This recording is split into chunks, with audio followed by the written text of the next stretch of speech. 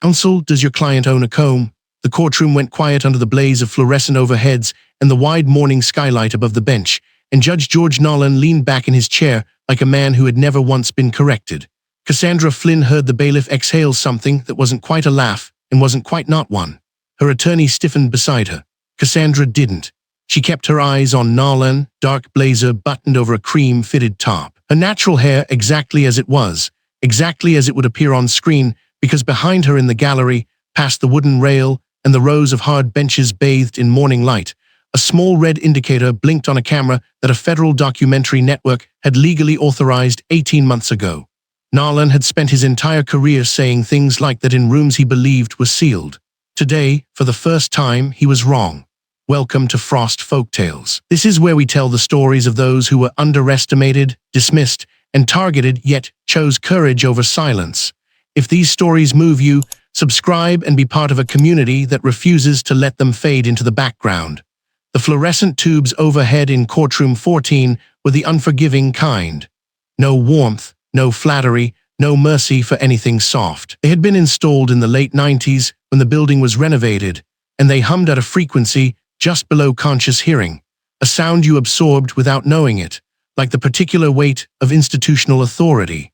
The morning skylight ran the length of the ceiling's center panel, a long rectangle of October sun that fell directly onto the gallery benches behind the bar and split cleanly at the edge of the plaintiff's table, where Cassandra Flynn sat with her hands folded on top of a yellow legal pad.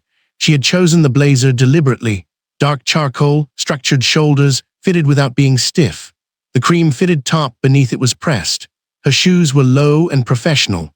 She had dressed the way she always dressed for work, with intention and without apology, which meant her natural hair was full and unaltered above the collar of that blazer. Her coils shaped only by her own hands that morning in the bathroom mirror of her apartment, the same apartment a court document somewhere now described as a potential source of instability.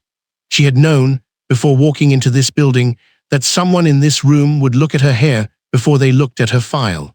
She had not expected the sitting judge to make it a public event before the first motion was heard. Judge George Nolan was 61 years old, broad across the shoulders in his robe, with the particular ease of a man who had inhabited authority for so long that contempt had become his resting expression. He had a wide face, pale under the overheads, and small eyes that moved across the courtroom the way a property owner surveys acreage, measuring, assessing, already decided. When he had leaned forward and drawled the question about the comb, he had not looked at Cassandra Flynn. He had looked at Renata Osai, as though Cassandra Flynn were an object under discussion rather than a person at the table. That detail, Cassandra thought, was going to read beautifully on camera. She did not let the thought show. She had 18 months of practice keeping thoughts like that behind her face. In the same interior room where she kept her grief and her fury and the particular exhaustion of being a black woman in a system that had never once adjusted its default settings to account for her existence. She kept all of it behind her face, and she looked at George Nolan with the steady, neutral attention of a documentarian who has learned that the camera is always the most powerful person in any room. Renata Osai said, "Your Honor, I'd ask that we proceed to the matter before the court." Her voice was composed to the edge of cold, which Cassandra recognized as Renata's version of contained outrage. She was 38, natural hair pulled back beneath a headband today, charcoal suit jacket over a white-collared shirt, the kind of attorney who prepared 3 contingencies for every possible response, and had in this moment very visibly decided that the first contingency was silence. Nolan did not apologize. He made a small sound, something between dismissal and amusement, and reached for the folder on his bench. The bailiff, Owen Treadwell, stood to Nolan's left in his brown short-sleeve uniform shirt and dark trousers, a heavy-set man in his mid-50s with the face of someone who had worked this courtroom long enough to have absorbed its rhythms entirely. The sound he had made that exhaled almost laugh had already faded from his expression, replaced by the professional blankness of someone who understood, on some cellular level, that he had come close to a line without quite crossing it. Cassandra had heard it anyway. She suspected the microphone on camera too, the one positioned at the far left of the gallery to catch ambient courtroom audio, had heard it better than she had. She let her eyes move briefly to the gallery, not long enough to signal, not long enough to be readable from the bench, just long enough. Conrad Blaine sat in the third row on the right side, legal press credential clipped to the lapel of his gray jacket over a navy-collared shirt. A compact man in his late 40s, whose face in repose looked like mild boredom and whose mind, Cassandra knew, was working with the focused intensity of someone who had spent 22 years producing documentary content and understood that some footage reclassified everything that came before it. He was not writing anything down. Conrad never wrote things down during critical moments. He memorized because he had learned early in his career that the act of writing gave subjects the impression that something was being recorded, and Conrad preferred that they never thought about recording at all. He was not looking at her. He was looking at George Nolan with the stillness of a man building a mental transcript. The three cameras were unobtrusive by design. One positioned at the gallery rail, press-mounted on a small tripod, angled toward the bench. One at the far left, ambient audio capture, barely distinguishable from standard courtroom recording equipment. One elevated in the rear corner of the gallery, wide enough to capture the full room. All three had been registered with the clerk's office 14 months ago under the network's standing press authorization, upheld without objection in a procedural motion 8 months before today. The clerk's office had processed the paperwork on a Tuesday and filed it without incident, because the paperwork described a federally commissioned documentary project about family court procedure, and no one in the clerk's office had understood what that meant. George Nolan had not known the cameras were there. Cassandra was certain of this the way she was certain of few things in this process, not because she had hidden them, but because a man who believed this room belonged to him had never developed the habit of checking who else was in it. She thought about Simone Ake's phone call 18 months ago, on a Tuesday morning, in her home office with the index cards pinned across 3 walls and the October light coming through the east window. Simone had been the network's senior documentary executive for 11 years, and she spoke with the particular economy of someone who had greenlit enough projects to know immediately which ones mattered. She had said, "Cassandra, we want family court. Not criminal, not appellate, family court. The place where custody gets decided and child welfare gets adjudicated, and nobody has cameras because nobody thinks it's interesting enough to film. We think it's the most important room in the country that nobody's watching." Cassandra had said yes before the call ended.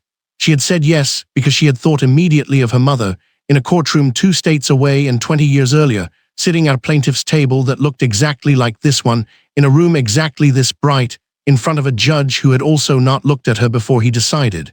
She had not told Simone that part. Not yet. It was in the documentary now. The custody case had not been part of the original plan. 6 months into production, Trevor had filed the petition primary residence, modification of the existing schedule, his attorney citing Cassandra's travel schedule and the irregular hours of documentary production as factors in stability. She had disclosed the conflict to the network immediately, sitting across from Simone on a video call with her project timelines spread on the desk behind her, and Simone had been quiet for a long moment before she said, "Cass, this just became the most authentic documentary we've ever commissioned. You know that." Cassandra had known it. She had also known that Marcus would come home from Trevor's house that weekend and draw pictures at the kitchen table and ask her, with the stray tarot logic of an 8-year-old, why he had to keep going back and forth, and she would have to find an answer that was true without being devastating. She had been finding those answers for 6 months. They did not get easier. She was thinking about Marcus when Nolan opened the folder. She pulled herself back. She needed to be present for this part, not because it would surprise her. She had documented enough of Nolan's hearings to know his procedural rhythms, but because she owed it to the record, to the film, to every mother who had sat in this chair in a room like this one and walked out with less than she came in with, and no camera to confirm what happened. Motion for primary residential custody. Flynn petitioner. Nolan's voice was flat, efficient now that the performance had landed. He scanned the document without visible engagement. Counsel for the petitioner.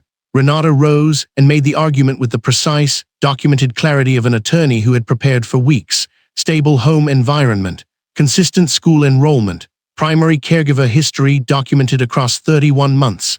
Cassandra's income verified. Her home address verified. Every fact sharp and sourced.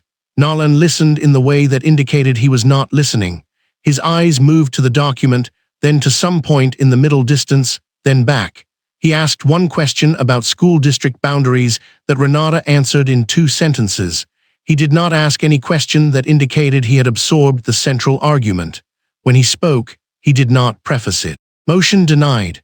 The court finds insufficient evidence of a stable home environment to warrant modification of the current residential arrangement. Petitioner's circumstances suggest ongoing instability. Motion is denied without prejudice. He closed the folder. Next matter.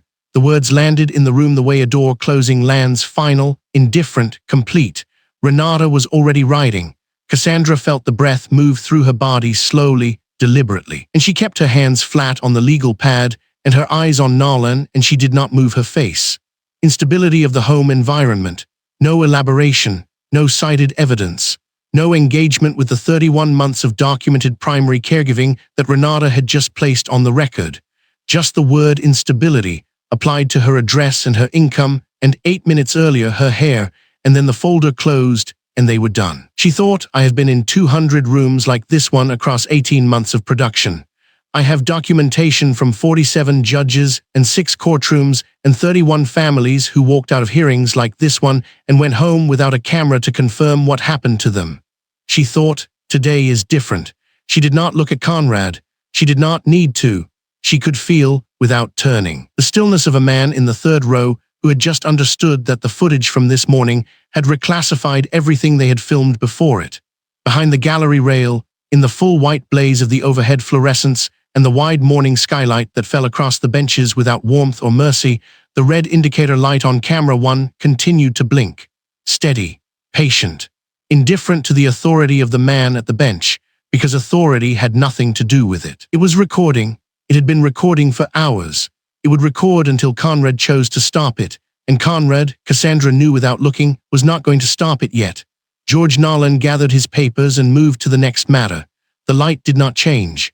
The camera did not stop, and Cassandra Flynn sat exactly where she was, her posture deliberate, her expression neutral, her natural hair catching the morning skylight above the gallery behind her already on film, already preserved, already permanent, and she breathed out once through her nose and catalogued the moment the way she had catalogued every moment before it. As evidence. 18 months before Judge George Nolan asked about a comb, Cassandra Flynn was standing in her home office at 7 in the morning, with a cup of coffee going cold on the windowsill, staring at a wall that had started to think for itself. The wall was covered in index cards, not the neat, color-coded kind that productivity influencers photograph for their thumbnails. These were handwritten in 3 different pen colors, taped at angles that only made sense to her, connected by lengths of red string that ran from a transcript excerpt in the upper left corner all the way to a printed photograph of a courtroom gallery in the lower right. The morning sun came through the window above her desk at a low, direct angle, flooding the entire wall in warm natural light that made the index cards glow amber at their edges. And Cassandra Flynn stood in that light and read her own notes the way you read something you wrote while half asleep, with the distant recognition that whoever wrote this was working on something larger than she fully understood at the time. Her phone rang at 7:43. She had been expecting the call for 3 days. Simone Ake opened without a greeting, which was her habit. She said she had watched the eviction documentary twice. She said her team had watched it. She said the network had a gap in its spring commission schedule and a directive from the board to pursue what the programming memo called accountability journalism in underlighted institutional spaces. Cassandra Flynn had set her coffee down. She had known what was coming. Family court, Simone said, not a question. Cassandra Flynn looked at her wall. She said yes before Simone finished the sentence. What Simone knew was that Cassandra Flynn had spent the previous 4 years documenting systems wrongful evictions, zoning board manipulation, hospital billing practices in low-income zip codes. She made films about the machinery of institutional life, the places where policy became personal and paperwork became punishment. She had a way of filming bureaucracy that made it feel like a thriller, because she understood that for the people living inside it, it was one. What Simone did not know yet, what Cassandra Flynn did not say on that phone call, was the other reason she had said yes so quickly. Her mother's name was Delia Flynn. 20 years earlier, in a courtroom in a city 2 states away, Delia Flynn had sat at a plaintiff's table in her best dress and asked a judge to grant her primary custody of her 2 daughters after a divorce that had taken 3 years and most of her savings. The judge had been polite. That was what Cassandra Flynn remembered most about it. He had been so very polite, while he systematically discounted every piece of documentation Delia Flynn had brought, questioned the stability of her rental apartment in a way he had not questioned her ex-husband's recently purchased house, and ultimately ruled in favor of a man who had never once attended a parent-teacher conference. The judge had called it a difficult decision. He had said both parents clearly loved their children. He had said the words stability and environment and resources in a sequence that meant something specific without ever having to say what it meant. Cassandra Flynn had been 12 years old, sitting in the gallery in a white blouse and dark slacks, and she had understood every word. Delia Flynn had fought the ruling for 2 years and eventually reached a modified arrangement. But those 2 years had shaped something in her younger daughter that could not be unshapen. Cassandra Flynn had gone into documentary filmmaking not because she loved film, though she did, but because she had spent her childhood watching the truth of things disappear in rooms where no one was recording. She was not going to let that keep happening. The methodology she built over the first 6 months of the commission was patient and precise in the way that only obsession can make a person. She applied for press authorization through the network's legal division, documented every step, and secured standing authorization for unobtrusive camera presence in the public gallery of 6 family courtrooms in the city. The authorization was reviewed, challenged by one courthouse administrator, and upheld in a preliminary motion that Renata Osai helped her navigate before Renata Osai ever became her attorney in her own case. Cassandra Flynn attended 200 hearings across those 6 courtrooms over the course of 12 months. She watched 47 judges. She brought a legal pad to every session and wrote notes in the same precise shorthand she had developed in graduate school, and she cross-referenced those notes against audio transcripts that Conrad Blaine's team processed each evening. What she found was not a monster. That was the thing people would misunderstand about the documentary later. What she found was a pattern. She found a judge who consistently used the word chaotic to describe the households of black mothers and busy to describe the households of white fathers with comparable circumstances. She found a second judge who had granted 17 emergency custody modifications in the past 3 years. And when she charted the demographics of who received those modifications and who they were granted against, the numbers formed a shape that was not random. She found a third judge who had never, in 4 years of transcripts she reviewed, granted primary custody to a single black woman petitioning against a white co-parent with comparable or lower income. Not once. She found the Combe comment and 31 variations of it smaller, quieter, more deniable, but cumulative in the way that water is cumulative when it has been wearing down stone for 20 years. None of it was the kind of evidence that would survive a single incident scrutiny. All of it together was something else entirely. Her personal case entered the picture 6 months into the project, and it arrived not as a complication, but as a coincidence she spent 3 weeks deciding how to handle. The dispute with Trevor Flynn over primary residence of Marcus had begun the previous spring, a deterioration from an informal co-parenting arrangement that had worked well enough for 2 years until it stopped working. The custody case was filed. The case was assigned, and the case was assigned to Courtroom 4. Courtroom 4 was one of her 6 documented courtrooms. She had called Simone Ake from her car in a parking garage with the engine running, because she needed to move air while she talked. She had disclosed everything. Simone had been quiet for 11 seconds. Cassandra Flynn had counted, because she was a documentarian, and she clocked silences, and then Simone had said, "Cassandra, I need you to understand that this network is going to support you completely, and I also need you to understand that what just happened to your project is the most authentic turn a documentary has ever taken. And I don't say that to minimize what this costs you personally." Cassandra Flynn had sat with that for a moment. Then she had said, "I know, I just needed someone else to know it too." She had driven home in the evening light with her hands steady on the wheel. Marcus Flynn did not know what a courtroom was for.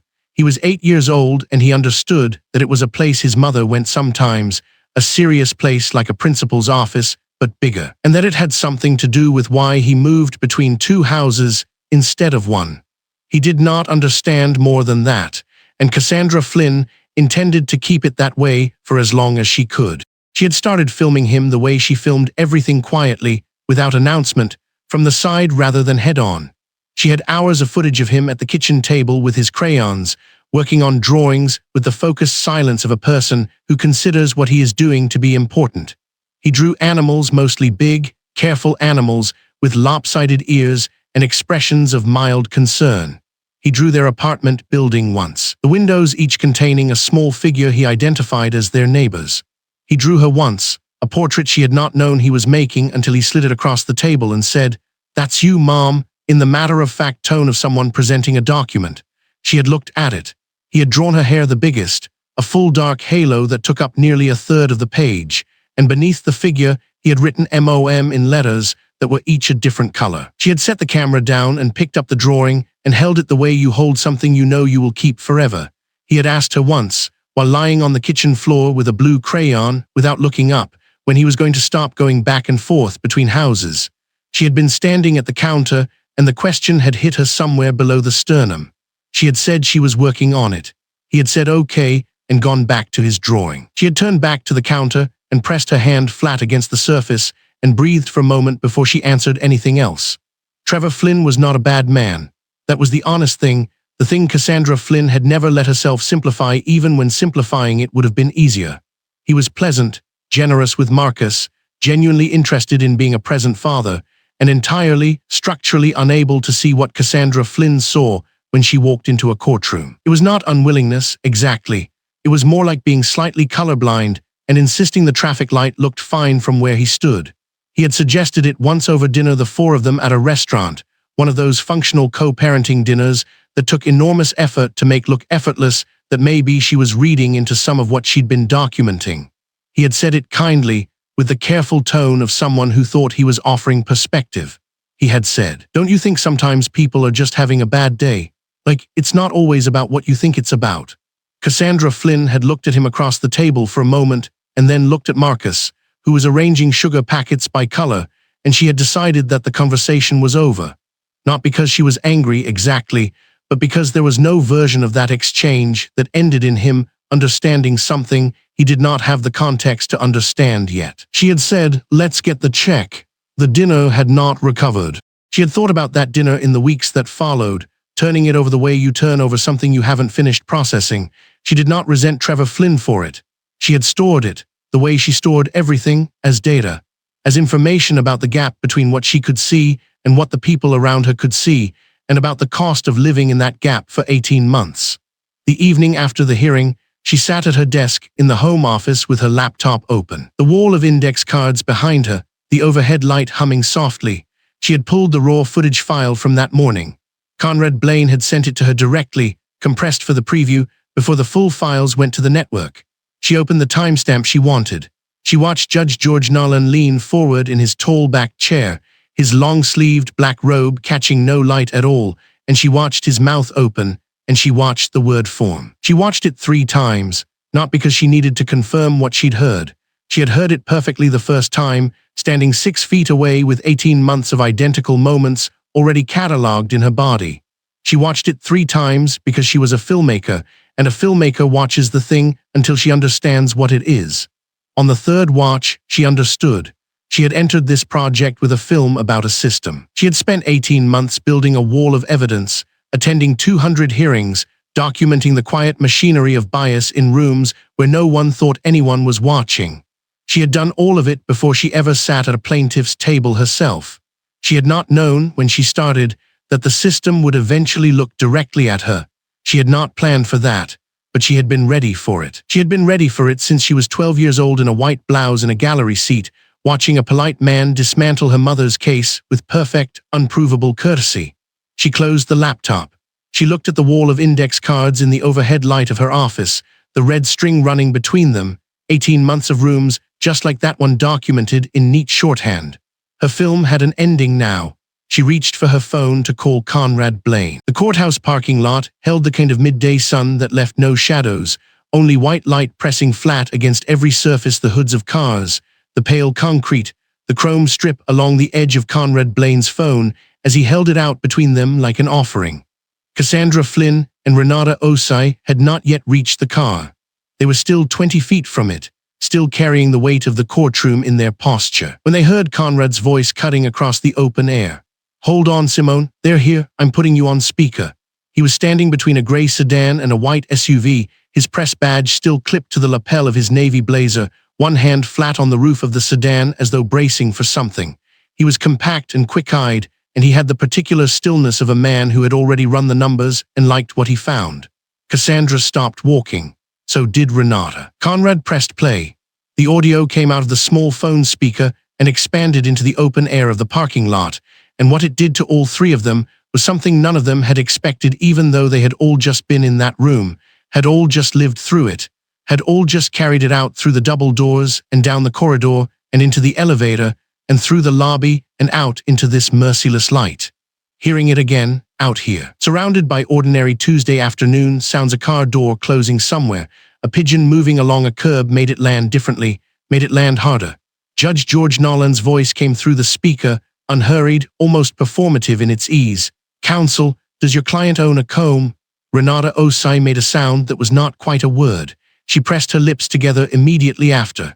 Cassandra Flynn said nothing. She stood in the full overhead sun in her dark blazer and cream-fitted top, and listened to the 3 seconds of near silence that followed in the recording, the silence that contained Renata stiffening, Bailiff Owen Treadwell's almost laugh, and her own absolute stillness, and she felt, for the first time since walking out of that courtroom, the full weight of what those 3 seconds held. Then Simone Ake's voice came through the phone, live, from wherever she was. Her voice was controlled in the way that very powerful people control things when they're working to stay ahead of their own excitement. "Conrad, send me the raw file within the hour. Everything from this week, all 3 cameras." "Already pulling the drives," Conrad said. "The network's legal team is going to need to review before we make any decisions about broadcast timing." A pause. "But I want to be looking at that footage tonight." There was a specific quality to Simone Ake's voice in that sentence, something underneath the procedural language, something that sounded like certainty already dressed up as process. Cassandra recognized it because she had heard that voice in herself. In the 18 months she had spent building a film from the ground up, in the moments when she knew something was true before she could prove it. Simone already knew. She was simply following the steps that would allow everyone else to get there with her. "I'll have everything uploaded before 2, Conrad said. He looked at Cassandra when he said it. The look was not a question. Simone's voice came once more. "Cassandra, you all right?" Cassandra pulled in a slow breath through her nose. The sun was directly overhead and her natural hair caught it fully, the way it always did, full and unaltered in hers, and she thought briefly, sharply, of George Nolan's face as he said what he said, the small satisfied curl at the corner of his mouth. The way he had looked at her, as though she were a problem he was solving in real time rather than a woman in his courtroom seeking custody of her child. "I'm here," she said. "Let's get the footage to you." Conrad ended the call. He was already moving, phone back at his ear, placing a second call before he had taken 3 steps toward the camera equipment van parked at the far end of the row. That was Conrad. He was already in motion when most people were still processing the starting pistol. Renata Osai came to stand beside Cassandra. She was impeccable as always, deep burgundy blazer over a white tailored shirt, her reading glasses pushed up into her hair, and she watched Conrad walk away with the expression of someone recalibrating strategy in real time. "The footage is protected," Renata said. Her voice was quiet and precise, the voice she used when she was being most careful. "I want you to hear that clearly. What was captured this morning was taken in open court by registered press. The network's authorization was upheld in Judge Harker's pretrial motion 6 months ago. Everything documented in that gallery falls under journalistic protection. Nolan cannot touch the footage." "I know," Cassandra said. "I'm saying it because knowing it and feeling it are 2 different things right now." Cassandra looked at her attorney. Renata had been in this with her from the beginning, had handled not just the custody filing, but the legal clearance architecture that allowed the documentary cameras to operate in those courtrooms at all. She had sat through 40 hearings as part of the documentation process. She had reviewed footage transcripts on weekends. She knew this case at every level, the personal, the procedural, and now, as of this morning, the explosive. 6 hours of footage across 3 hearings this week, Cassandra said, thinking out loud now, organizing the way she always organized when the instinct to feel threatened tried to interrupt the instinct to work. This morning is the most direct, but it's not the only instance documented this week alone. Correct. And the network has 17 weeks of prior documentation across 5 other courtrooms to contextualize it. The comb comment doesn't stand alone. "That's the point. That has always been the point," Renata said. "That's the film you've been making. Cassandra nodded slowly. She looked across the parking lot. Near the courthouse entrance, a family was making its way up the wide front steps. A woman in a yellow top and dark slacks carrying a tote bag on one shoulder, a man beside her, a small girl between them holding both their hands. They looked like people who had been through something already and were going in to do it again. Cassandra watched them until they disappeared through the glass doors. Her phone buzzed in her hand. She looked at the screen. "Zora," she answered before the second buzz. "Hey, hey." Zora Pemberton's voice was warm and specific, and it covered the distance between them. Zora was in Portland, finishing a short-form piece the way familiar voices do when you need them most. "Conrad just texted me a heads up. Talk to me. What happened in there?"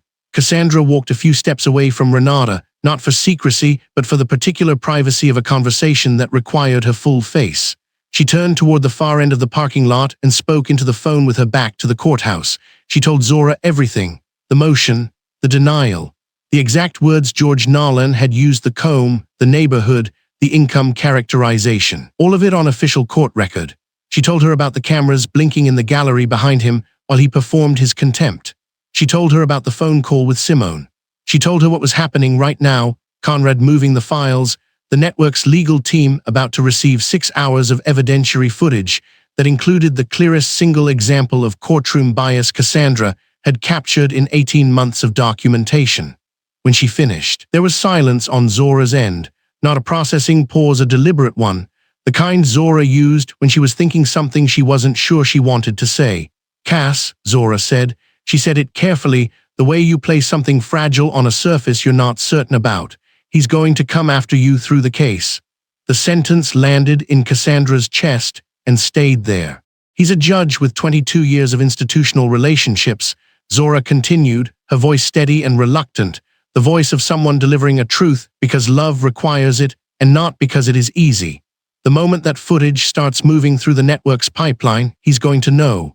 And the one place he still has direct power over your life is that custody arrangement. That's the lever, Cass. That's the only one he has left, and he will use it." Cassandra was quiet. The parking lot felt very still around her. Overhead, the sun sat hard and high and indifferent. "I know," she said. "Do you? Because there's a difference between knowing something as a filmmaker building toward a resolution and knowing it as Marcus's mother." It was the sharpest thing Zora had ever said to her, and because of that it was also the truest. Cassandra felt it move through her, like cold water, clarifying, uncomfortable, necessary. Marcus that morning at breakfast in his school uniform, a striped polo shirt and dark pants, asking if she'd be home for dinner. Marcus, who spent alternate weeks between two houses and had stopped asking why a year ago, which was somehow worse than when he'd asked. "I can't stop it, Zora." Cassandra's voice was even. She had worked very hard to make it even.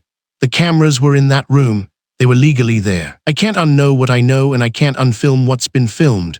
And if I pull back now, I walk away from every other family in every other courtroom who doesn't have cameras and doesn't have a network commission and doesn't have Renata Osai. I walk away from the whole reason I started this." Zora was quiet again for a shorter beat. "I know that too, so I finish it. I know you finish it."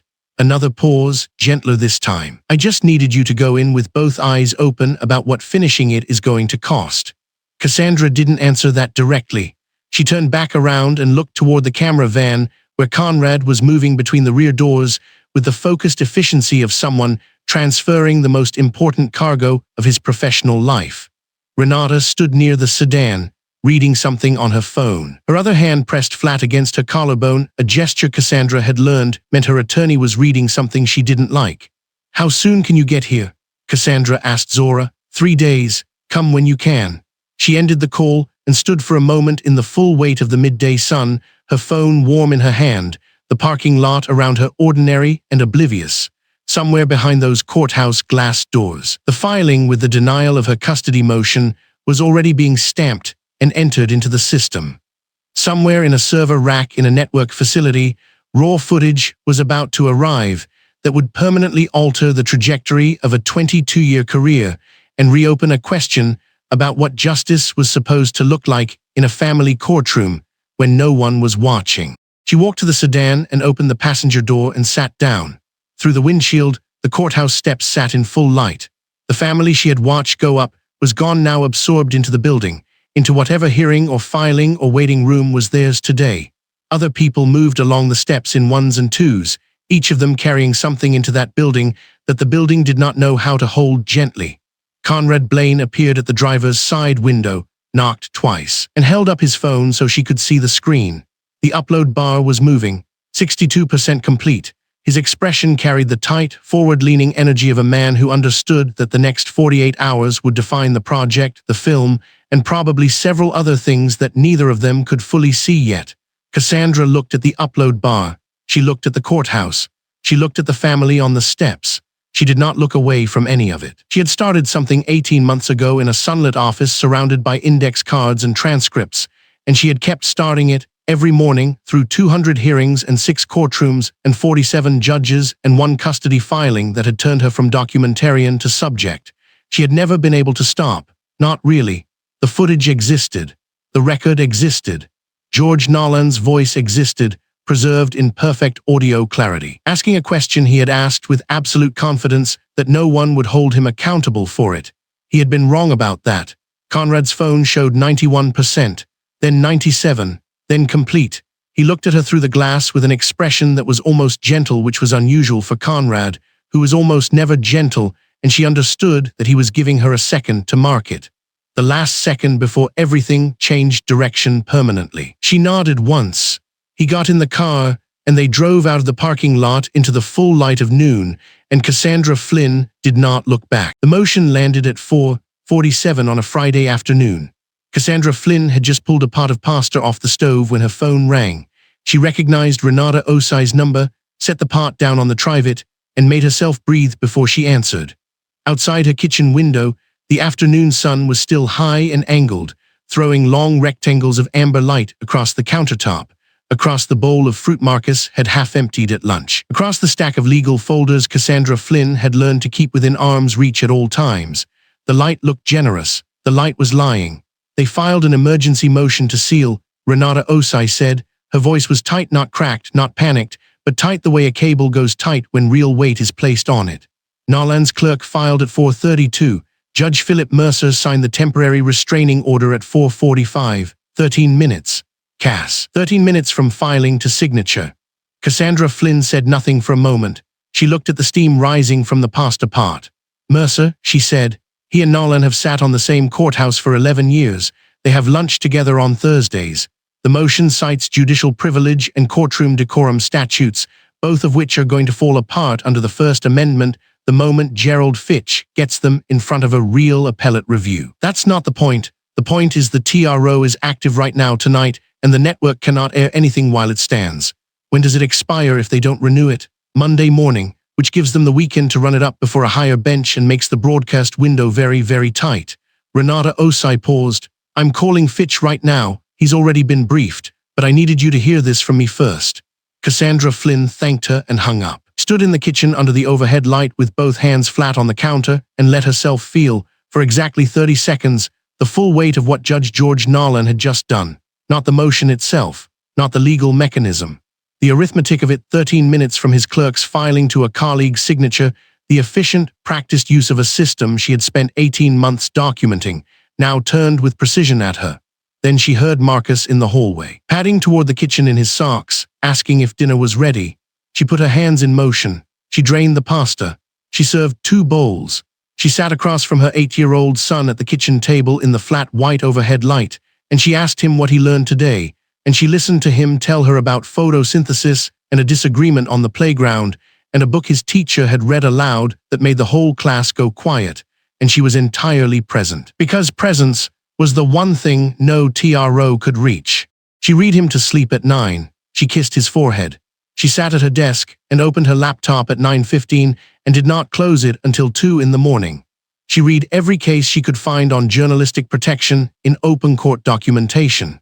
She read the network's original authorization filing, the clerk of court's acceptance notation, the prior motion that had upheld the camera's legality 6 months earlier. She read Judge Mercer's previous rulings on press access and found 3 instances where he had sided with media organizations, which meant Friday's TRO wasn't a principled legal position, it was a phone call returned.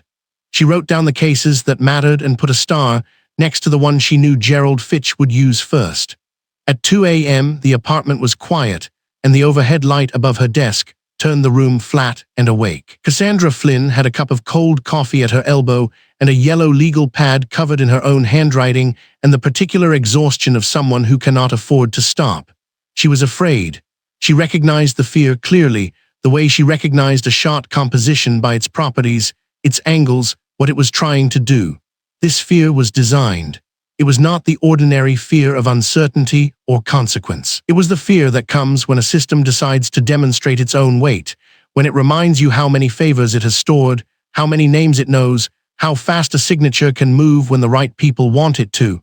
13 minutes. The system wanted her to feel those 13 minutes in her chest and understand that it could move faster than she could. She understood.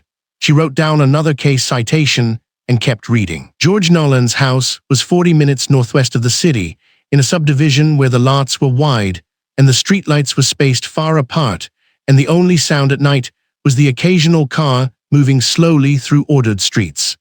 He arrived home Friday evening in his town car, stepped out into the cooling air in his black robe over a white collared shirt, and walked through the front door into a foyer where no one was waiting for him because his wife of 24 years had learned, over 2 decades, not to wait up.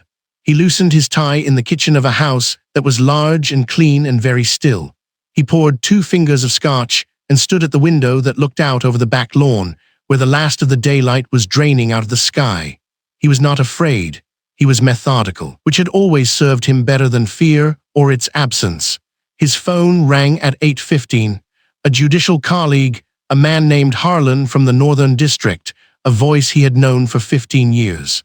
"The TRO is signed," Harlan said, "but I want you to hear this from someone who knows the circuit. The network has Gerald Fitch. They filed a response within 90 minutes of the order. First Amendment, open court, authorized press. Fitch has won this argument twice in this circuit alone. The TRO may not hold past Sunday." George Nolan took a sip of scotch. "I've been managing courtrooms like that one for 22 years, he said. "A filmmaker with a camera doesn't change 22 years. George, the footage is already, I know where the footage is." His voice was flat, precise, the voice he used when a witness was taking too long to arrive at a point he had already reached. "I know exactly where it is, and I know what's on it, and I know that what's on it is a man doing his job inside a courtroom where he has full statutory authority. One unflattering exchange does not constitute a career." Harlan was quiet for a moment. "The clerk's office got a call from a network affiliate today, too, actually. That's what network affiliates do." George Nolan set his glass down. "I appreciate the call, Harlan. I'll be in touch." He hung up. He stood in the kitchen of his large, still house and looked at his own reflection in the dark window. He was 61 years old. He had presided over more than 4,000 cases. He had been reappointed twice, commended by the Bar Association, photographed at 3 different governors' dinners. A woman with natural hair and a camera crew was not, he told himself this carefully, deliberately, the way he told a jury to disregard a question, a threat that his 22 years could not absorb. He poured another finger of scotch and went to his study and did not turn on the television. On Saturday morning, Conrad Blaine called Cassandra Flynn from the network's offices, where Gerald Fitch was apparently working in a conference room with 3 associates and a whiteboard already full of case law. Conrad Blaine's voice had the energy of a man running, not from something but toward it, the particular velocity Cassandra Flynn had learned to read as his version of focus. "Fitch says the TRO falls Sunday at the latest," Conrad Blaine told her. Mercer overstepped.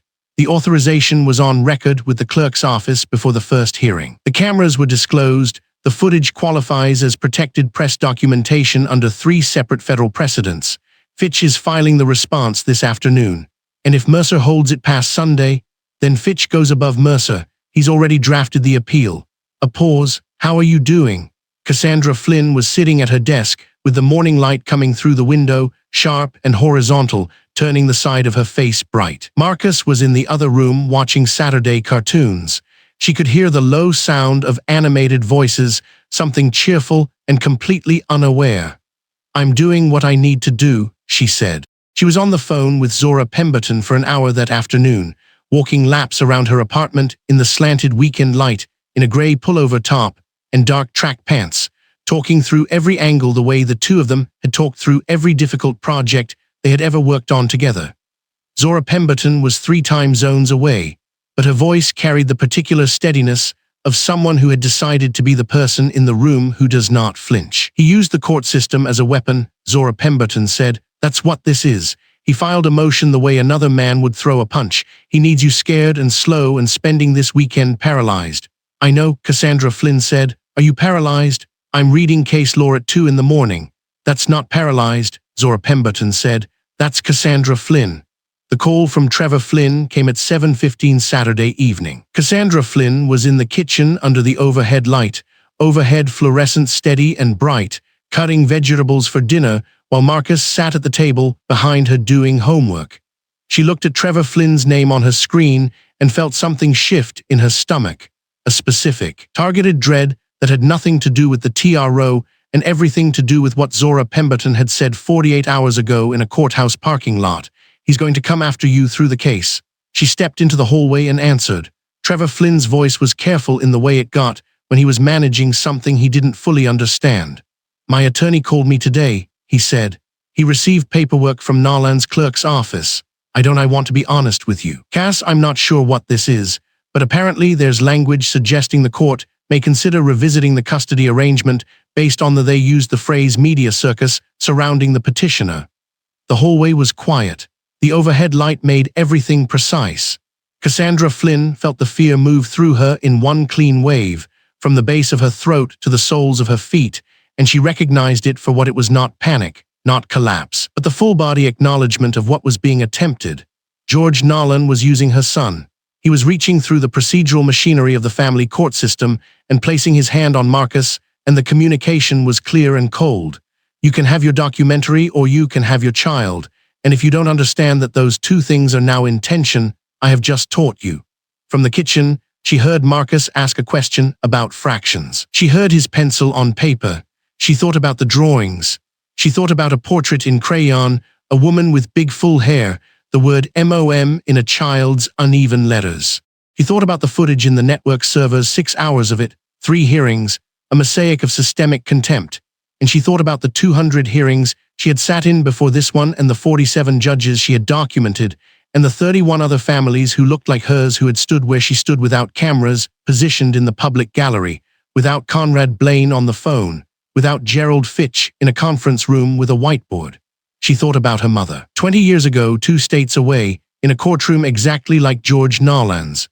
Cass, Trevor Flynn said. She stood in the hallway of her apartment under the overhead light in a white fitted top and dark track pants, and she was completely still, and she knew in the marrow of her that this moment, this exact moment, this phone call, this sentence about a media circus, this paperwork from a clerk's office designed to reach her where she was softest, was the thing she had been building toward for 18 months without knowing it, that the documentary had always been heading here, that the system had always been willing to use a child. She said, "Let them try." The silence on the other end of the line lasted 3 full seconds. Then she went back into the kitchen, stood beside her son, looked at his fractions worksheet, and helped him work through the problem until he got it right. The call came at 9:17 on a Sunday morning, and Cassandra Flynn was already awake when it did. She had been awake since 4, sitting at her kitchen table in a gray long-sleeve shirt and black sweatpants, her laptop open to a legal database she had read 3 times without absorbing, a mug of coffee going cold beside her hand. Marcus was asleep down the hall. The apartment was the particular kind of quiet that only exists when you are waiting for something that could end your life or save it, and you do not yet know which. Her phone lit up on the table. Gerald Fitch. She picked up before the second ring. "It's done," he said. His voice was the voice of a man who had been awake longer than she had. "The TRO is vacated. First Amendment grounds. Open court, authorized press documentation. No judicial privilege attaches to a public proceeding.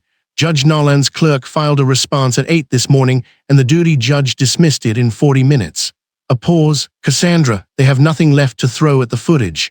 She did not speak for a moment. Outside her kitchen window, the morning sky was the flat, bright white of a day that had not yet decided what it wanted to be. She pressed her palm flat against the tabletop. "Call Conrad," she said finally. "Already done, he's calling Simone now." She set the phone down on the table and did not move for 30 seconds. Then she stood, walked to the window, and looked at the street below where a man was walking a dog in a yellow rain jacket, and everything looked ordinary and nothing was. By 11 o'clock, Simone Ape had made the call. Monday night. 8 o'clock Eastern. The documentary would air as scheduled, uncut, in full. Conrad Blaine arrived at Cassandra Flynn's apartment at noon with a production assistant named Della and 2 rolling cases of portable studio lighting. He was wearing a navy button-down shirt and dark gray trousers, talking on his phone and pulling equipment through the front door simultaneously. And when Cassandra Flynn opened the door to him, he looked at her face and said, without ending his call, "I know, change your shirt. We're shooting in an hour." The interview setup went in the corner of her living room, where the natural skylight from the south-facing window was strongest. Della positioned 2 additional daylight panels on either side, flooding the space in the kind of clean, honest, shadowless light that makes a person look exactly as they are. There was nowhere to hide in that light, and Cassandra Flynn had chosen it deliberately months ago when she designed the documentary's interview aesthetic. She had not anticipated that she would eventually sit in it herself. She came back from the bedroom wearing a deep burgundy blouse and dark tailored slacks, her hair full and unaltered, exactly as it had been in the courtroom on the day Judge George Nolan asked whether she owned a comb. She sat down in the chair, looked into the lens, and was quiet for a moment. Conrad Blaine looked up from the monitor. "Ready? Run it," she said. What followed was 90 minutes of the most precise, controlled, and quietly devastating testimony Conrad Blaine had filmed in 11 years of documentary production. He asked her about the day she walked into the courthouse with 3 cameras for the first time. She told him. He asked her about the 200 hearings she attended before her own name appeared on a docket. She told him. He asked her what it felt like to watch herself become a subject of her own film. She looked directly into the lens and said, "It felt like the system answering my question." He did not ask her about Marcus. She had told him at the start of production that Marcus was not to be framed as a victim. He was a child. He was her child. He would appear in the film through his own art, his own words, his own drawings, not through her grief. They wrapped at 2:30. Della was already backing up the files. Conrad walked Cassandra Flynn to the kitchen while Della broke down the lighting. And he stood at her counter with a glass of water and said, "The promo clip goes live at 4. Cassandra Flynn poured herself a glass of water and drank half of it. "Which clip? Not the comb, not yet." He set the glass down. "The one from the March hearing, the woman in the blue dress who asked the judge why her filing had been delayed 4 months. What he says back to her. It's 40 seconds long, and it doesn't name Nolan. And it will make every person who watches it ask who he is." She nodded slowly. "Simone wanted a teaser that created the question," he said, "not one that answered it. The answer airs Monday." At 4:02 p.m., the clip went live across the network's social platforms, preceded by a single line of text.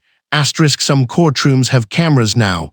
This is what happens when they do." Cassandra Flynn was sitting on her couch next to Zora Pemberton when it posted. Zora had arrived that morning from across town with a bag and a box of groceries, wearing a green crewneck sweater and jeans, and the expression of someone who had decided to be a wall between her best friend and the world for as long as necessary. She had made lunch while Cassandra Flynn was being interviewed, and she was now sitting with her legs tucked under her, her own phone in her hand. Watching the numbers. They watched the share count together in silence. 40,000, 90,000. By 5 o'clock it was past 200,000.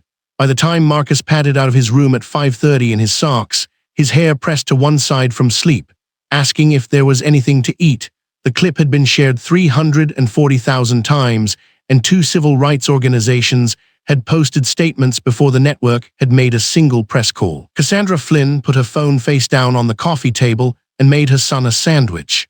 She stood at the kitchen counter, cutting the crusts off the bread the way Marcus liked, and she was aware of her own hands moving and the ordinary mercy of that motion. Zora appeared in the kitchen doorway and looked at her, and Cassandra Flynn shook her head slightly, meaning not yet, meaning let him eat, meaning he is 8 years old, and the world will press against him soon enough. But not in the next 20 minutes while he eats a sandwich and asks if he can watch a show. She said yes, he could watch a show. She went back to the couch and picked up her phone. 400,000 shares. 3 journalists had sent media inquiry emails to the documentary's production address. A 4th had found her personal website and sent one there. A senator's communications director had called Conrad Blaine's office line. Zora sat back down beside her and opened a container of takeout she'd reheated and handed Cassandra Flynn a fork, and they ate on the couch in the particular silence of 2 people who have said everything that needed to be said and are now simply present together inside the weight of what is happening. The TV was on with the sound muted, A news program cycled through its Sunday evening loop. Neither of them watched it. Cassandra Flynn watched her phone instead, and the number climbed. 40 miles away, in the large, well-ordered house in a quiet suburb where Judge George Nolan had lived for 19 years, the afternoon had begun routinely and had not remained that way. He had received Gerald Fitch's TRO defeat through his own attorney, a man named Hargrove who had handled quiet matters for George Nolan before, and who delivered the news with the careful neutrality of a man who was already thinking about his own exposure. George Nolan had listened. He had thanked Hargrove. He had ended the call and stood in his kitchen in a white Oxford shirt and khaki trousers and looked at the surface of his marble counter for a long moment. He was not a man who panicked. He had been a man of this courthouse for 22 years. He had managed rooms, managed records, managed the slow procedural architecture of outcomes that the public never examined closely enough to question. He had filed the TRO because it was the available instrument, not because he believed it would hold indefinitely. He had believed it would delay things long enough for the story to lose heat. He had miscalculated the heat. His phone had rung at 4:30. A colleague from the civil division, whose voice carried a quality George Nolan had not heard from him before, a careful, managed distance, the way a man speaks when he is calculating whether association has already become liability. The conversation lasted 4 minutes. His colleague did not say anything explicitly. He did not need to. At 5:15, a representative from the Judicial Conduct Board left a voicemail on his office line, asking him to return the call at his earliest convenience to discuss a preliminary inquiry. The voice was procedural and colorless, the voice of an institution beginning to move. George Nolan stood in his study in the slanted afternoon light coming through the window, the room full of framed diplomas and the organized evidence of a career, and he did not return the call. He told himself this was because it was Sunday. He told himself the preliminary inquiry was standard. He told himself he had navigated worse. But he pulled up the clip on his phone at 5:45, the one the network had posted without naming him, and he watched the 40 seconds of footage from the march, hearing a woman in a blue dress, a voice that was recognizably not his own, but recognizably of his courthouse, of the environment he had built and maintained, and he watched the share counter beneath the post and felt something he had not felt in a very long time inside this particular chapter of his life. He set the phone face down on his desk and did not pick it up again that evening. Monday arrived with a bright, cloudless sky that pressed light through every window of Cassandra Flynn's apartment without mercy or ceremony. She took Marcus to school herself, driving through morning streets, listening to him tell her about a book he was reading about ocean creatures, specifically about the fact that octopuses have 3 hearts. She listened to every word. She said she did not know that about octopuses. He told her she should have, because it was very famous information. She laughed. It came out real. She spent Monday in motion 2 phone calls with Renata Osai about procedural steps that would follow the broadcast. 1 conference call with Conrad and Simone to confirm the final cut was locked. An hour reviewing the documentary's opening sequence on her laptop at her kitchen table in the late morning light. She watched herself walk into that courtroom. She watched Judge George Nolan lean forward. She watched her own face remain still. She turned the laptop away and looked at the wall. At 3:30, she picked Marcus up from school, made dinner, helped him with his reading log, and ran a bath.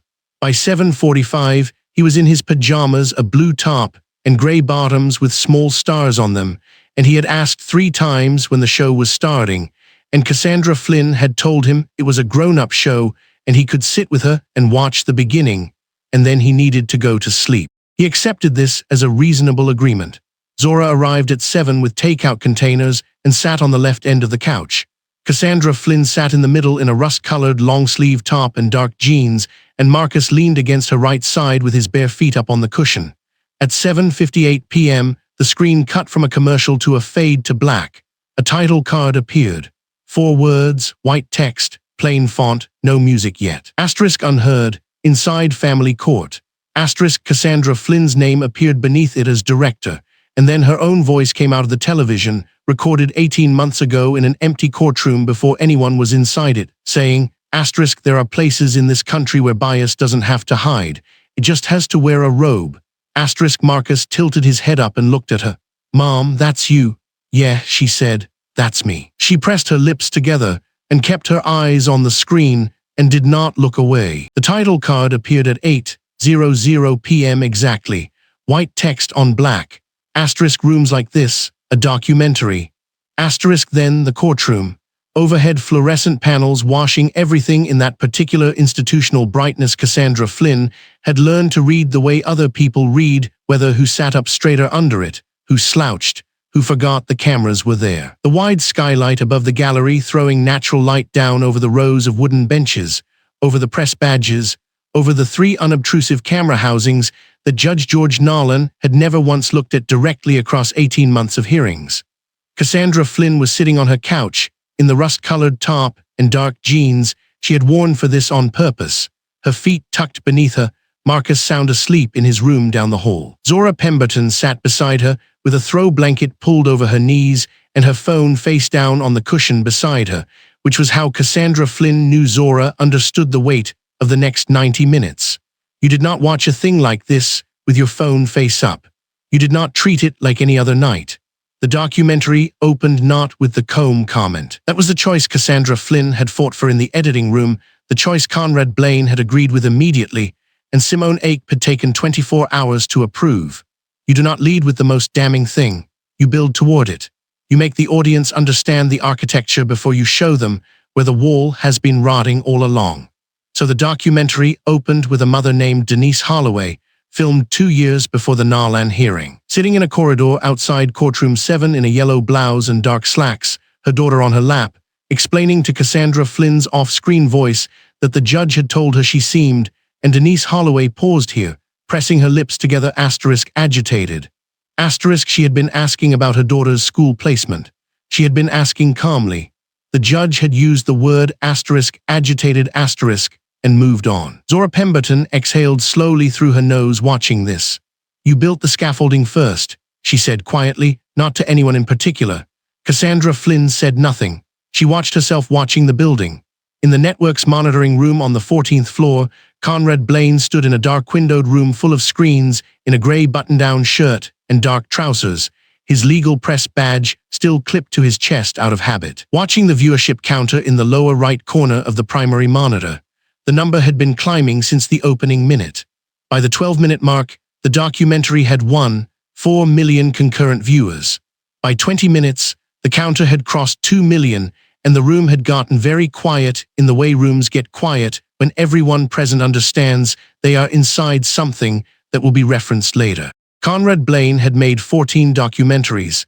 He had been in rooms like this before, watching numbers, managing the particular tension between hoping your work lands and knowing that if it lands too hard it will hurt someone who trusted you. But Cassandra Flynn had not asked to be protected from the landing. She had engineered it. He kept that in mind. He kept the phone in his pocket and watched the screens.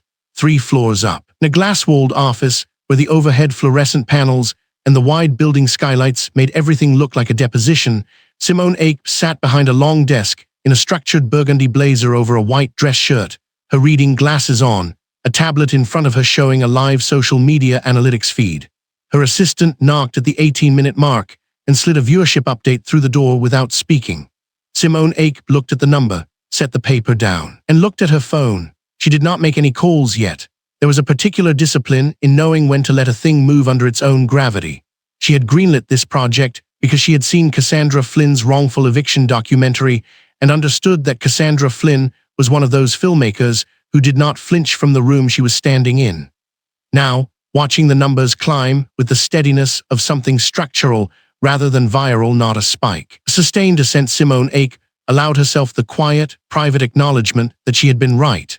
The documentary's 9th sequence was the one Cassandra Flynn had always known would do the most damage if the audience had been properly prepared for it.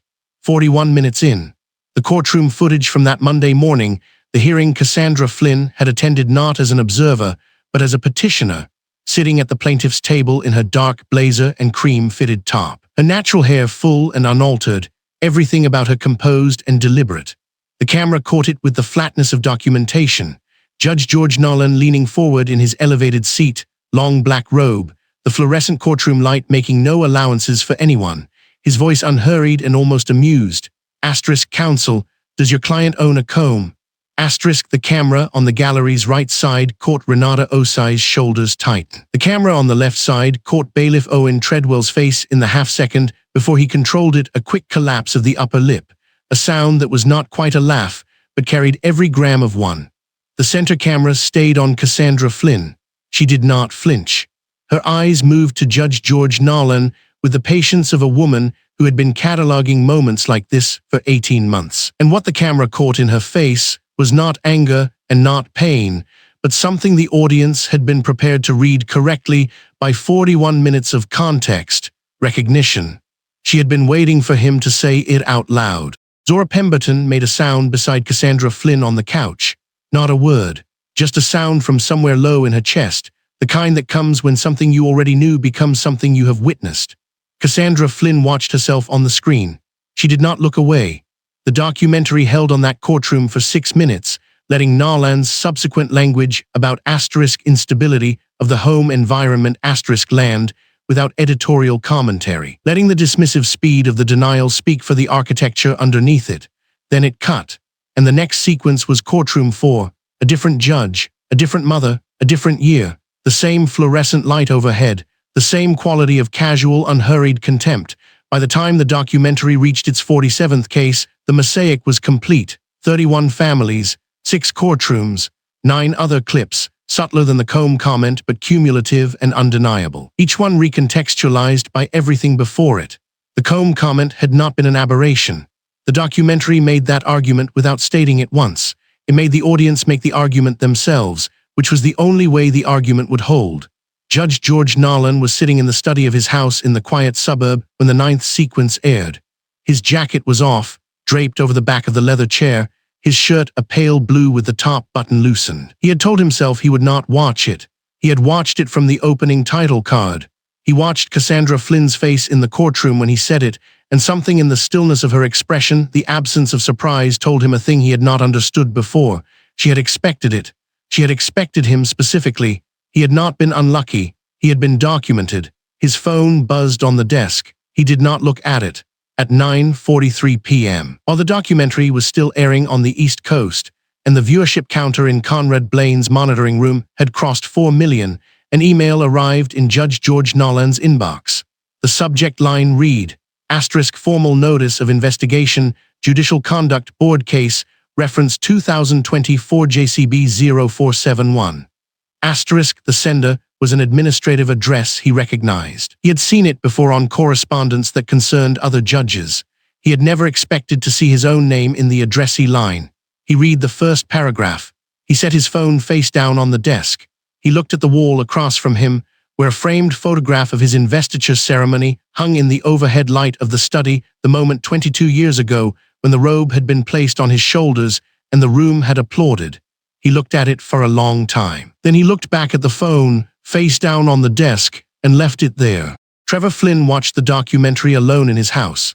He sat in a straight-back chair in his living room in a gray Henley and dark slacks, leaning forward with his elbows on his knees, his glass of water untouched on the side table. He had known about the broadcast. He had told himself he would watch it to understand what the attention was about, because his attorney had been calling, and the school had emailed, and everyone in his orbit seemed to be waiting for him to have a reaction. He watched it, and the reaction he had was not the one he had rehearsed. He had sat in that courtroom. He had sat in the gallery and watched Judge George Nolan speak, and he had understood on a surface level that the comb comment was inappropriate. He had thought asterisk inappropriate asterisk when it happened, a soft word, a word with padding around it. But watching the documentary now, watching the architecture of 31 cases laid out with the patience and precision of a filmmaker who had spent 18 months building a room you could not exit without understanding what you had just stood inside, Trevor Flynn felt the word asterisk inappropriate asterisk dissolve. It was not what the word had been pointing at. The word had been pointing at something much larger than one judge on one morning, and Cassandra Flynn had known that for years, and he had told her once. In a tone he could hear now replayed in his own memory, that maybe she was reading into things. He picked up his phone at 11:04 p.m. He called her. She answered on the second ring. He said, "I didn't see it. I should have seen it." She was quiet for a moment, not the silence of someone deciding whether to accept an apology, the silence of someone who had been carrying a known thing for a long time and was setting it down carefully. She said, "I know." He said, "I'm sorry." She said, "I know that too."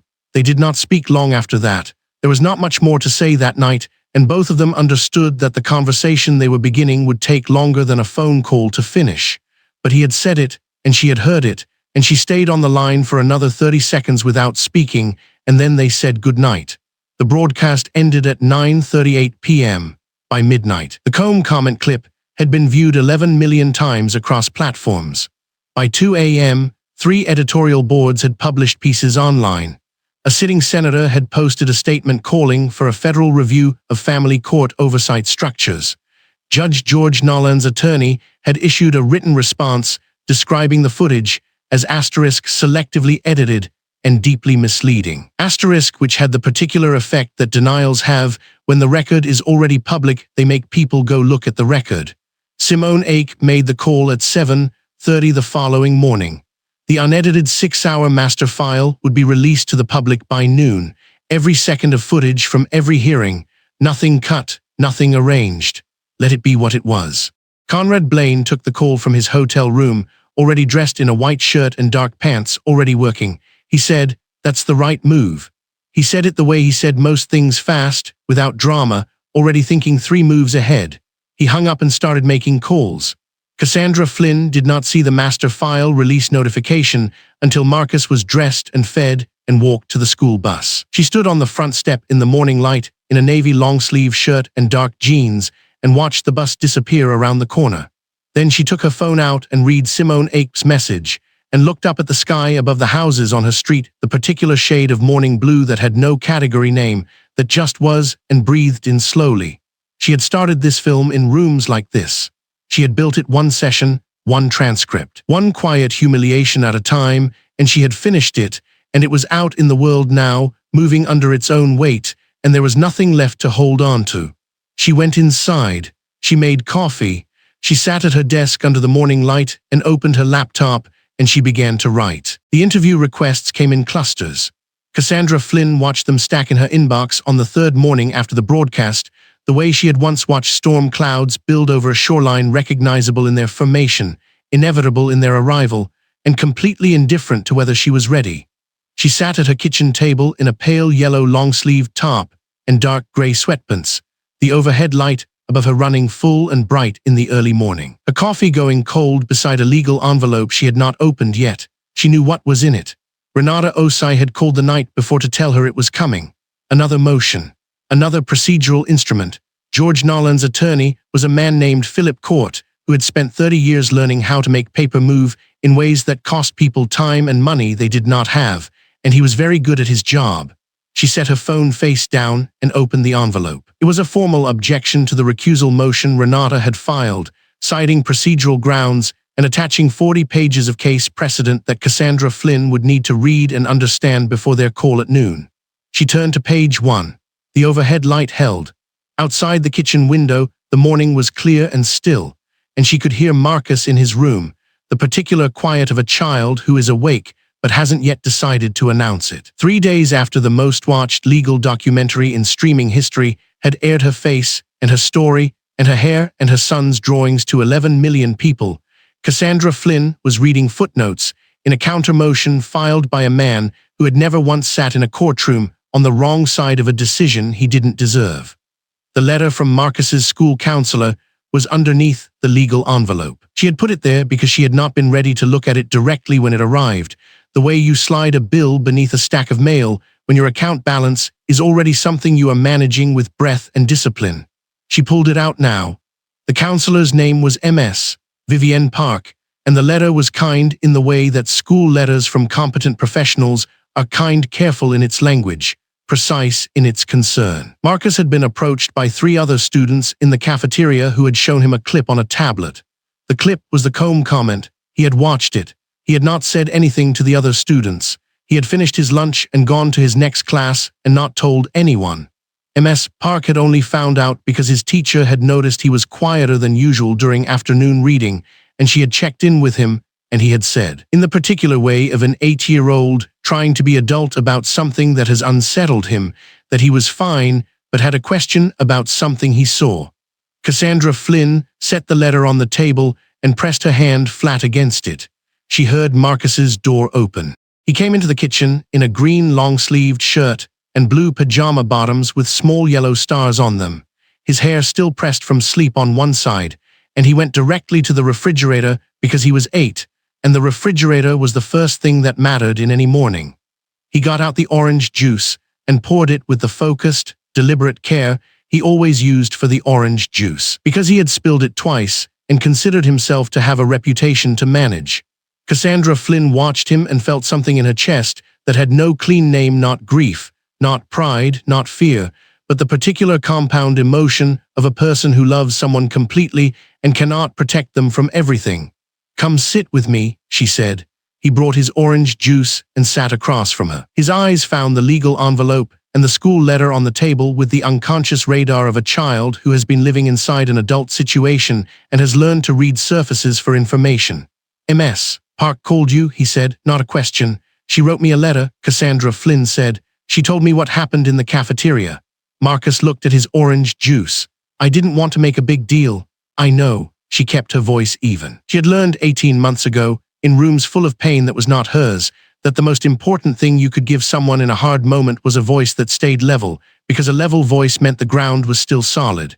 "Can I ask you something? What did you think when you saw the clip?" He was quiet for a moment. Outside the kitchen window, a bird moved through the clear morning air, and the overhead light above them ran steady and white. "I thought the judge was being mean." Marcus said, "About your hair." "He was," Cassandra Flynn said. "Why?" He looked up at her, and the question was so direct and so unadorned that it cost her a full breath to meet it. "Your hair is nice." "Thank you, baby." She folded her hands on the table.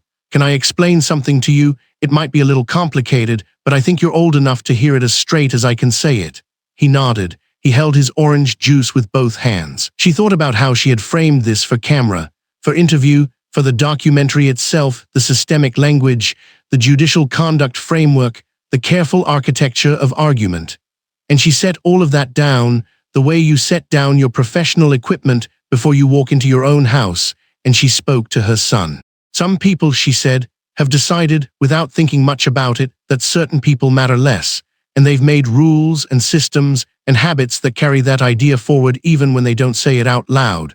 The judge in that courtroom had been making decisions for a long time with that idea underneath them, without anyone holding him accountable for it. He looked at me, and he saw someone he thought he could dismiss. My hair was part of what told him that. She paused. He was wrong, and the cameras caught it, and now a lot of people know he was wrong. Marcus considered this with the concentrated seriousness he brought to things he was actually processing rather than simply receiving. "Did it hurt?" he said. When he said it, the question opened something in her that she had been precise about keeping closed for 72 hours of interviews and motions and phone calls and logistics. She kept her voice level. "Yes," she said, "it did. But you didn't show it." "No," she said, "because I knew I didn't have to. The camera was already doing the work." He nodded slowly. Then he said, "Is that why you make documentaries, so the camera can do the work when it's too hard to do it yourself?" Cassandra Flynn looked at her 8-year-old son and understood that some people spend their entire careers trying to articulate something that a child can reach by instinct when given enough silence and enough love. "Yeah," she said, "that's exactly why." Zora Pemberton arrived that afternoon with 2 rolling suitcases, a box of groceries, and the particular energy of someone who has decided that love is most usefully expressed through competence. She was in a burgundy turtleneck and fitted dark jeans, and she came through the door, took in the state of the apartment, the stacked legal envelopes, the open laptop with 17 browser tabs, the coffee cup Cassandra Flynn had forgotten to wash, and said nothing about any of it. She put the groceries away. She made dinner. She sat beside Cassandra Flynn at the kitchen table in the morning light the next day with her own laptop open, editing the documentary's supplemental footage for the network's archival package. And they worked side by side in the kind of silence that is not absence, but presence, the silence of 2 people who have known each other long enough that proximity itself is the conversation. Cassandra Flynn's finances were the thing she had not said aloud to anyone except Renata, because saying it aloud made it the kind of real that required action she did not yet have the capacity for. 18 months of production had run through her production advance, her savings, and a line of credit she had managed carefully but not infinitely. The network's final payment was contractually due at delivery and acceptance, which had a 60-day window. She had called Conrad Blaine on the second day after the broadcast and said the words without dressing them. Conrad had called Simone Ake before he was off the phone with Cassandra Flynn, and Simone Ake had called the network's business affairs department before the hour was out, and the payment had been accelerated. It arrived 2 days later, and Cassandra Flynn sat with the bank notification on her phone and felt something she could only describe as the temporary, unreliable return of oxygen. Vindication, she was learning, did not pay the electric bill retroactively. On the fourth morning of Zora's stay, Cassandra Flynn woke at 5:30 and found Zora already in the kitchen, a rust-colored apron over her burgundy long-sleeved top and dark jeans, the overhead light running full, making eggs with the focus of someone who takes eggs seriously. The morning light was coming through the kitchen window alongside the overhead, doubling the brightness, and Cassandra Flynn stood in the doorway and watched her friend cook in the particular light of an ordinary morning that had arrived improbably on the other side of the hardest month of her life. "Renata called," Zora said without turning around. "The recusal motion was approved. They're reassigning the custody case." Cassandra Flynn did not say anything for a moment. "New judge," Zora continued. "Outside this courthouse." Renata said she sounds careful. "When?" "Hearings in 3 weeks." Zora plated the eggs and turned around and looked at Cassandra Flynn with the directness of someone who has watched her friend hold herself together by framework and discipline and sheer will for 18 months and wants her to know she is allowed to feel the weight of a thing. "You should eat something, Cass, not because anything is resolved. Just because it's morning and your kid is going to wake up in 20 minutes and need you present. And you can't be present running on nothing." Cassandra Flynn sat down at the table. Zora put a plate in front of her. George Nolan sat in his home study that same morning with the television off. He had not turned it on in 4 days. The room was quiet in the particular way of rooms where a person has run out of things to do, and the overhead light above his desk was the only thing running in an otherwise dim house. He was in a gray long-sleeved shirt and dark slacks, and on the desk in front of him was the formal letter from the Judicial Conduct Board, not the notification, not the preliminary inquiry, but the letter confirming a formal investigation with a 32-page attachment of documented charges. He had read it 3 times, not because he did not understand it on the first reading, but because each reading revealed another angle he had not accounted for, another piece of footage he had not considered. Another hearing from 6 years ago or 9 years ago or 14 years ago that had been found and catalogued and attached as supporting evidence. Cassandra Flynn had not just filmed one morning in his courtroom. She had built a 22-year architecture of accountability, and he had walked into it with the casual certainty of a man who had never once believed the room was watching him back. He thought about Philip Court and the motions and the procedural objections, and he understood, sitting alone in his study in the full overhead light with the Judicial Conduct Board's letter open on his desk, that he had spent 4 days believing this was still a thing that could be managed. He had spent 4 days treating it the way he had treated everything for 22 years, as a room he could control because he was the one at the front of it. But he was not at the front of anything anymore. The footage was already public. The unedited master file was already public. 11 million people had already watched it, and more were watching every day. The board's letter did not ask for his cooperation so much as it informed him that his cooperation was no longer the variable that mattered. George Nolan picked up the letter and set it back down. He looked at the blank face of the television across the room. He had said a sentence about a comb in a public courtroom in full morning light, in front of 3 authorized cameras, and 31 years of the particular confidence of a man who had never been held accountable. And now it was the sentence that defined him, and there was no motion that would unfiled it, no favor that would unsay it, and no version of the next several months in which he did not already know how it ended. In Cassandra Flynn's kitchen, Zora refilled her coffee without being asked, and Marcus came down the hallway in his green long-sleeved shirt, still in his star-printed pajama bottoms, and said good morning to both of them and went directly for the orange juice. And Cassandra Flynn watched him pour it with his focused, deliberate care, managing his reputation, and the overhead light ran steady and bright above all 3 of them, and the morning held. 6 weeks. That is how long it takes for a 22-year career to become a public document. Not a memory, not a reputation, a document. 14 violations.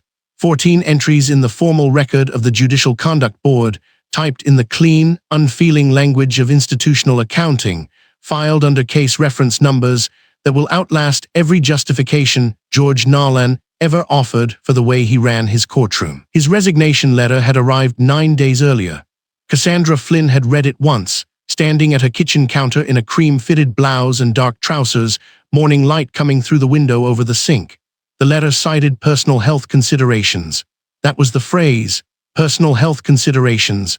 22 years of documented contempt, and the man had written himself out of the story with 4 words that explained nothing and satisfied no one. She had set the printed page down, poured her coffee, and gone back to editing the award submission reel.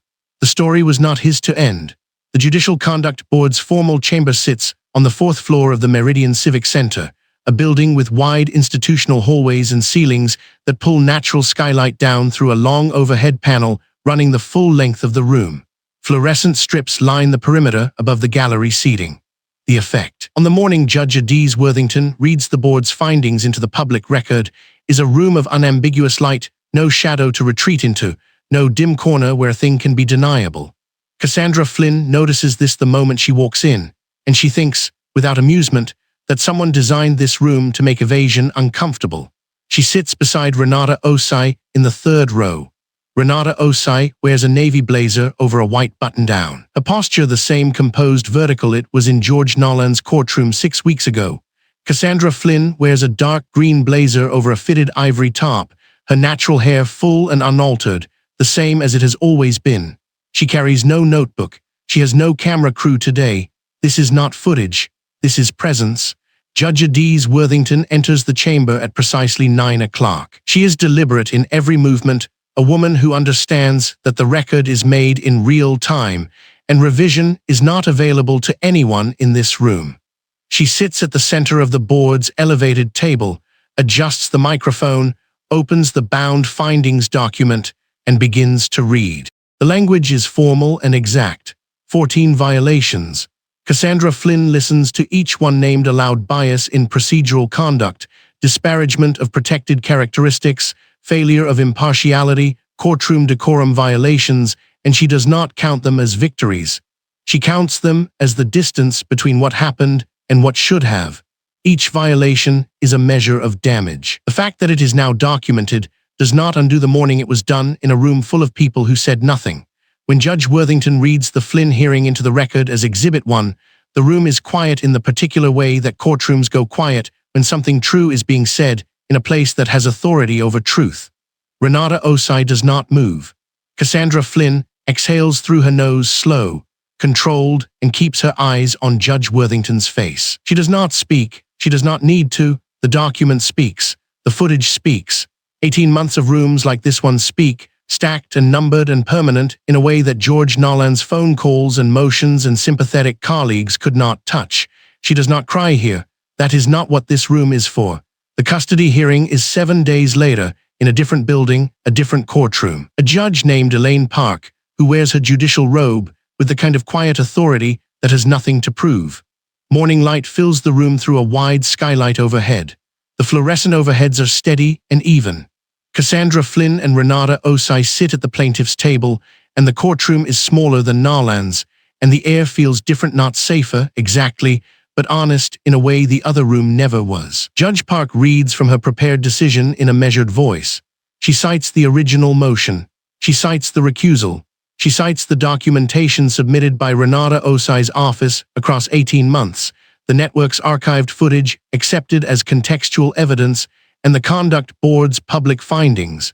She uses the word systemic once, with the clinical precision of someone who knows exactly what the word carries. Then she grants Cassandra Flynn primary residential custody of Marcus Flynn, effective immediately, with a structured visitation schedule for Trevor Flynn built on terms Cassandra Flynn's own attorney drafted.